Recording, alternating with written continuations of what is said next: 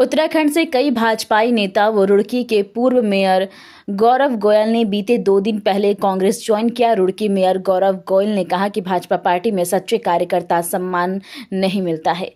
गौरव गोयल ने कहा कि कांग्रेस हाई कमान विधानसभा चुनाव में जिसको भी अपना प्रत्याशी चुनेगी, मेरी सारी राजनीतिक तैयारी इस प्रत्याशी के काम आएगी और मैं तन मन धन से कांग्रेस के प्रत्याशी को जिताने का काम करूंगा।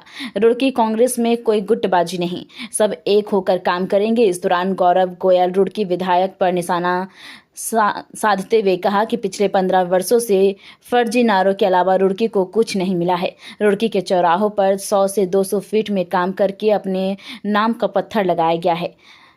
हम ऐसे सब स्मार्ट सिटी नहीं चाहिए। मैंने रुड़की नगर निगम में मेयर रहते हुए काम किया और जो षड्यंत्र के तहत मुझे विकास कार्य नहीं करने दिए गए, आने वाले समय में मुझे मौका मिला तो रुड़की में विकास कार्य करके दिखाऊंगा।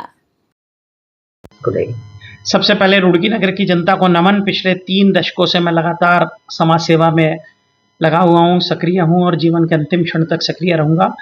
बात रही राजनीति की, तो निश्चित रूप से नई पारी की शुरुआत की है रुड़की से और कांग्रेस पार्टी ज्वाइन की है। सबको साथ दे करके चलना, सभी जाति पंथ धर्म अमीर गरीब सबको साथ लेकर के चलना मेरी प्राथमिकता में है। रुड़की नगर का चहुमुखी विकास किस प्रकार हो ये सुनिश्चित करना मेरी प्राथमिकता में। इसको भी टिकट देगी, उसके लिए मैं तन मन धन से पूरी ताकत से काम करूंगा।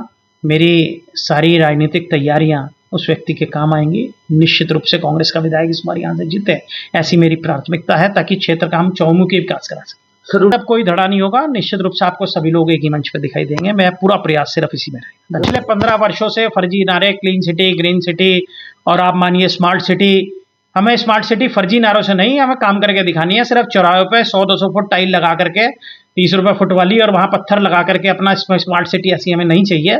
हमें वास्तव की जो स्मार्ट सिटी है उसे हम करके दिखाएंगे, उसी लक्ष्य पे काम करेंगे।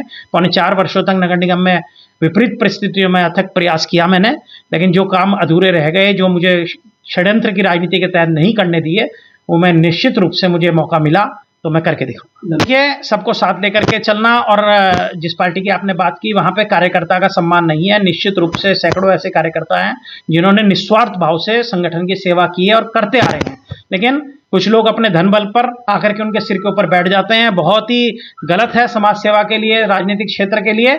मेरा पूरा प्रयास रहेगा कि समाज के प्रत्येक वर्ग को और छोटे से छोटे व्यक्ति तक सरकार की योजनाओं का लाभ पहुंचे और सम्मान में किसी के कोई कमी ना रहे, ऐसा मेरा पूरा। इसलिए तो बहुत अच्छे शब्द उन्होंने उर्मिला जी ने आपने सुने ही होंगे, अब तो वो मजाक का पात्र हैं, मैं उनके लिए क्या कह सकता हूँ। धन्यवाद।